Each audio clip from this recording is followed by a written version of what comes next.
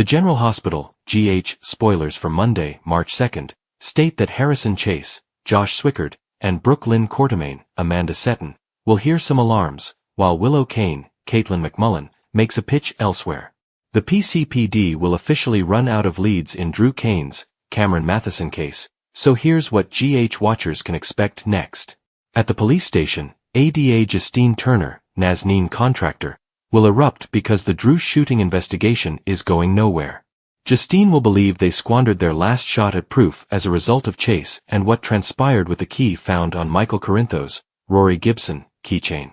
While ADA Turner screams at Dante Falconeri, Dominic Zamprogna, and Nathan West, Ryan Pavey, Michael confides in Jacinda Bracken, Paige Herschel. Dante may eventually ask Michael if they can chat, and Michael may realize that the risk of being prosecuted with shooting Drew has passed. Perhaps Dante will agree with Elizabeth Baldwin, Rebecca Herbst, and propose that they may never solve the crime. Tracy Quartermaine, Jane Elliott, will meet with Brooke Lynn at the Quartermaine house and will most likely express worries about Chase's ability to give up his revenge on Michael. Chase will also catch up with Ned Quartermaine, Wally Kurth, who will return from a stroll, while Olivia Quartermaine, Lisa Lo-Cicero, and Leo Quartermaine, Easton Rocket Sweda, do another circuit around the property. Chase will be pleased that Ned is prioritizing his health following his heart attack. That'll offer Ned the perfect opportunity to call Chase out for seemingly choosing his ex-wife over his current one. Chase will apologize to Ned and offer to rectify things right away.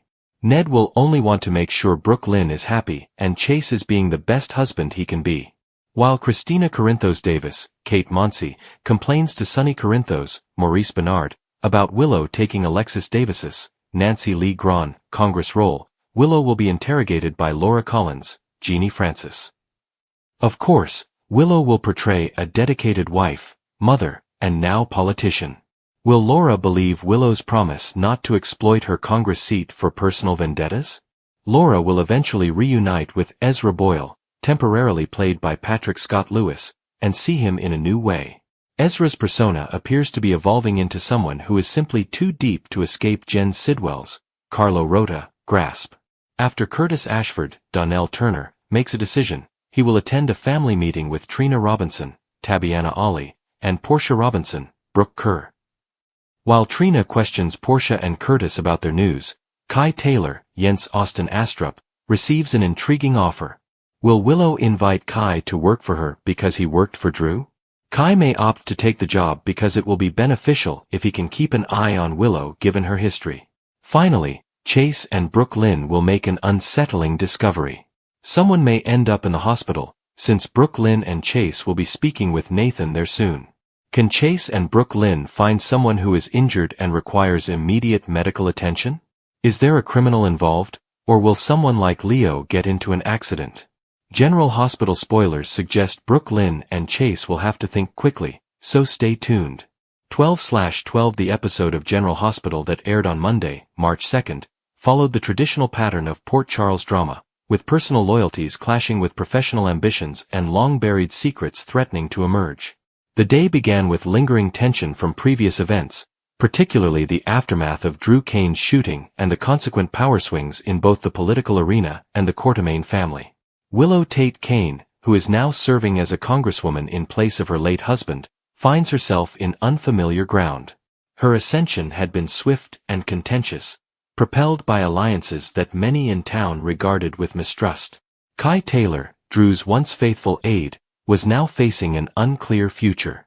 He had stayed partially out of obligation, but also because he had deep reservations about Willow's genuine motives and what she was capable of accomplishing, or concealing.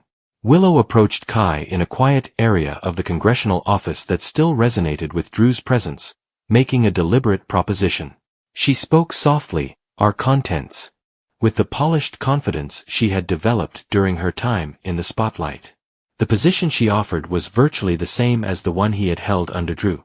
Assistant, confidant, the person in charge of keeping the schedules on track and managing the details. The undertones had changed, however. Willow presented it as a chance for continuity, a means to commemorate Drew's legacy while keeping the work running smoothly. Kai listened attentively, his demeanor reserved. He was more aware than most of the shadows that had hung over Willow's marriage to Drew, including murmurs of manipulation and deeper moves that had sidelined Drew in ways no one really understood at the time. Accepting the position would entail being close, possibly close enough to observe and protect whatever shreds of truth remained. It might also imply becoming complicit in whichever course Willow takes next. Kai evaluated the risks discreetly, knowing that turning her down might cut him off from important information. The offer hung between them like a flimsy bridge, with the potential to lead to stability or deeper difficulties. Meanwhile, across town at the Quartermain home, Harrison Chase and Brooke Lynn Quartermain, fondly known as BLQ by those closest to her, were dealing with their own storm. Their marriage had seen its fair share of problems, many of which stemmed from Chase's lingering feelings for Willow, his ex-wife. Chase's passion to his profession as a detective frequently led him in directions that made Brooke Lynn feel secondary, and his recent focus on clearing Willow's name or shielding her from scrutiny had further increased the divide. The two had been trying to rebuild, talking about the future, and possibly increasing their family through adoption or other ways. But on Monday, something changed abruptly. They discovered a disturbing piece of information, possibly from a paper, a recording, or an overheard conversation, that shattered their plans. It wasn't just a minor revelation, it seemed like a bombshell, calling into question what they thought they knew about recent events, maybe related to Willow's activities or the ongoing inquiry into Drew's case. Brooke Lynn's reaction was fast and strong. She had always been protective of her family, and seeing her husband dragged back into Willow's orbit on multiple occasions had worn on her patience. The finding led them into a rapid, passionate debate, with voices quiet at first to avoid alarming the rest of the family, then escalating as emotions seized over. Chase attempted to justify it, claiming that it may be misunderstood or that there was more to discover, but Brooke Lynn was no longer believing the explanations. She wanted clarification. Where were his true loyalties? The revelation wasn't only the content of what they discovered, it was the understanding that ignoring it may cost them their marriage or their hopes for a quiet life together. They paced the room, evaluating their options, with Brooke Lynn advocating for urgent action and Chase divided between his sense of justice and his loyalty to her. The moment stretched, heavy with the weight of decisions that could change their lives forever. At the Port Charles Police Department, there was a growing sense of discontent. The investigation into Drew Kane's shooting had dragged on, with leads running out and pressure growing from higher-ups to demonstrate progress. Detectives sifted through files, re-interviewed witnesses, and pursued leads that went nowhere. By Monday, the case had come to a frustrating end. Evidence that had earlier appeared promising had been refuted or tainted, alibis stood up to scrutiny, and the trail became colder with each passing day. Officers exchanged gloomy glances in the bullpen, knowing that without a breakthrough, the case would be pushed to the back burner. Chase, who was already emotionally committed because of his relationship with Willow, felt the sting even more acutely. His involvement had blurred the borders between personal and professional, and the lack of closure further fueled the suspicions that surrounded him.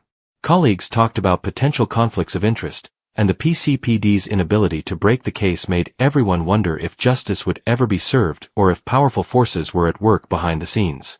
As the day went, these threads began to interweave in subtle yet profound ways. Willow's offer to Kai was not made in isolation. It reflected her desire to consolidate power and control the narrative around her ascension. Kai's prospective acceptance may provide her with an ally, or plant someone who may turn against her in the future.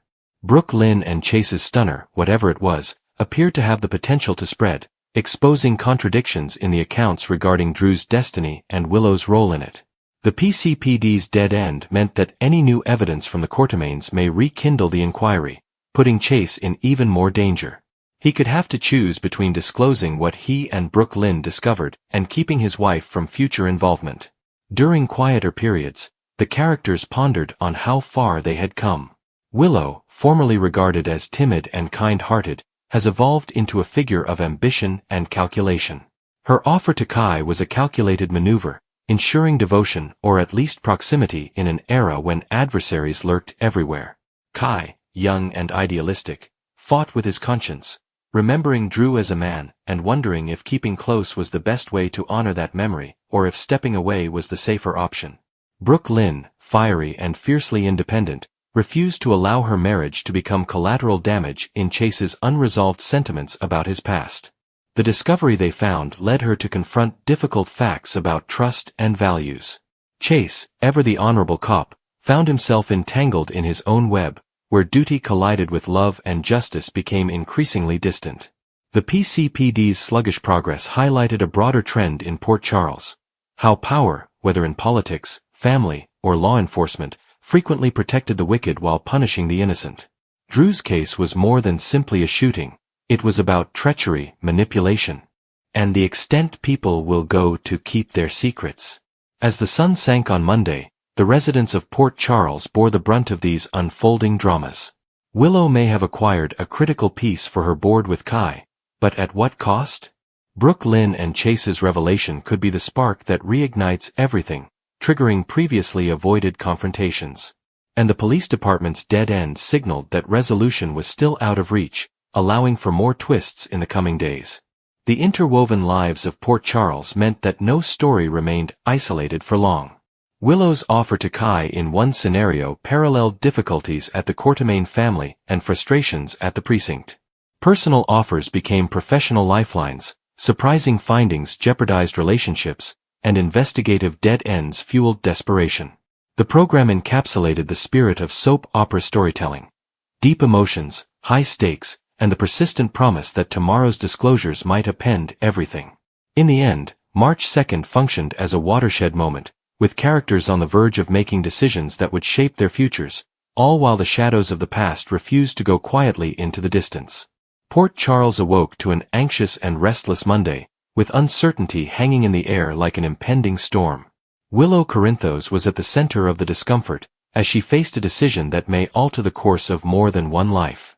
Her thoughts kept returning to Kai, whose situation had become extremely serious. Willow had always been someone who led with her heart, and despite the challenges in her own life, she couldn't resist the urge to join in.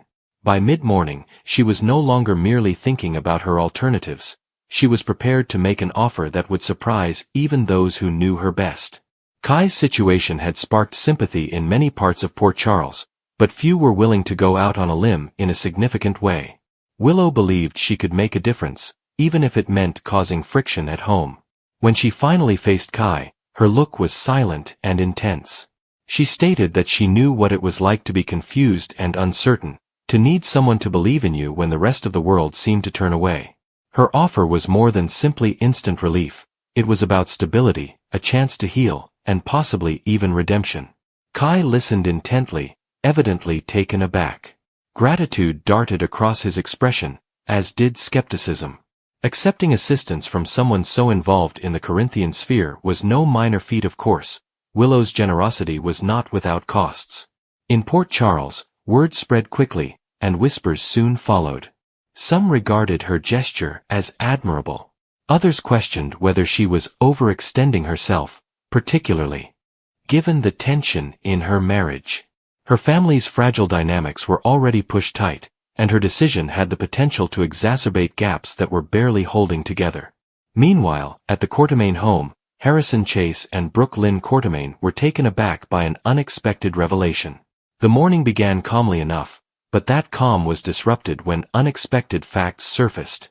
Chase, the ever-steady presence, attempted to assimilate the shock carefully, but even he couldn't hide the strain in his eyes. Brooke Lynn, on the other hand, responded with a mix of surprise and outrage. She had worked hard to establish a sense of control in her life, and this unexpected twist threatened to disrupt that steadiness. The bombshell focused on a secret that had been lying in plain sight, with the potential to drastically change their objectives. Chase, who valued honesty and loyalty above all else, saw the disclosure as a betrayal, even though no malice was intended. Brooke Lynn struggled with shame and defensiveness, knowing that perception in Port Charles might be just as harmful as truth. Their relationship had always overcome hurdles, but this seemed different. It wasn't only an external threat, it compelled them to reconsider their own communication and trust. As tensions grew at the Quartermain estate, the Port Charles Police Department became increasingly frustrated. An investigation that had previously appeared promising had now reached a dead end. Detective Dante Falconeri paced the bullpen, examining case files and dates, refusing to admit defeat. The lack of development gnawed at him. The PCPD had followed various lines, interviewed numerous witnesses, and investigated every feasible theory, but the answers remained elusive. Commissioner Anna Devane kept her typical cool, but even she couldn't hide her dismay. She realized that every unresolved case eroded public trust. Worse, it put the victims and their families in agonizing limbo. Anna assembled her team and encouraged them to approach the evidence from a new perspective. Stepping back and noticing what had been neglected could sometimes be the key to progress. However, the atmosphere in the department was heavy. They were now functioning primarily on instinct rather than facts, and instinct alone was insufficient. The stalled probe eventually impacted the lives of some Port Charles people. Rumors circulated about possible culprits, and alliances were quietly tested. In a town where secrets were valued, the lack of an obvious culprit fueled paranoia. Friends looked at one another with distrust. Old frustrations have reappeared. Even the smallest inconsistency can spark conjecture. Back at home, Willow readied herself for the consequences of her offer to Kai. She was aware that inquiries would inevitably arise. When the inevitable encounter occurred, it was explosive and intensely personal. Accusations were not screamed, rather, they lingered in pointed remarks and long silences. Willow defended her decision vehemently, saying that compassion was not a weakness. However, she had to address the idea that her desire to help others had occasionally blurred into a desire to cure things that were not her responsibility. Kai, too, was experiencing mixed emotions. Accepting Willow's support means entering a world fraught with pitfalls. He didn't want to be another source of stress in her life, but he also knew that opportunities like this were rare.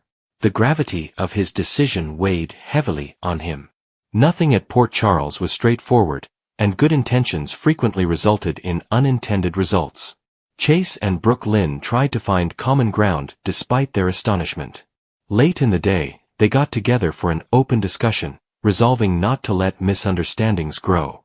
Chase spoke openly about his emotions, emphasizing that trust was the foundation of their future relationship. Brooke Lynn admitted her mistakes while explaining why she made them. Their love had previously been tested by external forces. This time, the challenge was within. It was unclear if this would strengthen them or exacerbate their differences. Over at the PCPD, Anna received a tip that briefly rekindled hope, only to fizzle out under investigation. The cycle was becoming uncomfortably familiar, a glimmer of hope followed by disillusionment. Dante refused to allow pessimism win. He doubled down, conducting additional interviews and reviewing notes, confident that one omitted detail could change everything. The stakes were too great to walk away. As dusk descended on Port Charles, the numerous threads of the day's drama remained unresolved. Willow's offer hung in the balance, a beacon of goodwill surrounded by danger. Chase and Brooke Lynn were at a crossroads, with their reaction to the revelation prepared to change their relationship. And the PCPD remained in a dead end, with the elusive truth just out of grasp. However, one thing was clear at Port Charles: no stalemate could persist indefinitely. Secrets had a way of emerging, sometimes with explosive intensity. Willow's sensitivity may inspire unexpected loyalty, or spark unanticipated conflict. Chase and Brooke Lynn's candor may pave the road for a stronger bond, or reveal fractures too deep to fix. And the police department's impatience could be the impetus that eventually propels the inquiry to a breakthrough. Monday's events served as a reminder that in this community, every decision has repercussions. Kindness might be misconstrued. Silence may communicate volumes. Even the most determined effort could fall short, until it suddenly didn't. The anticipation was evident as residents dealt with their separate problems.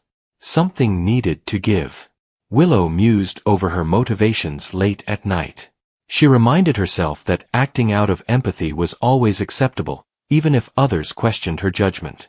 Across town, Chase hoped that honesty would help him and Brooke Lynn through the storm. At the PCPD, files remained open on desktops, waiting anxiously to expose they.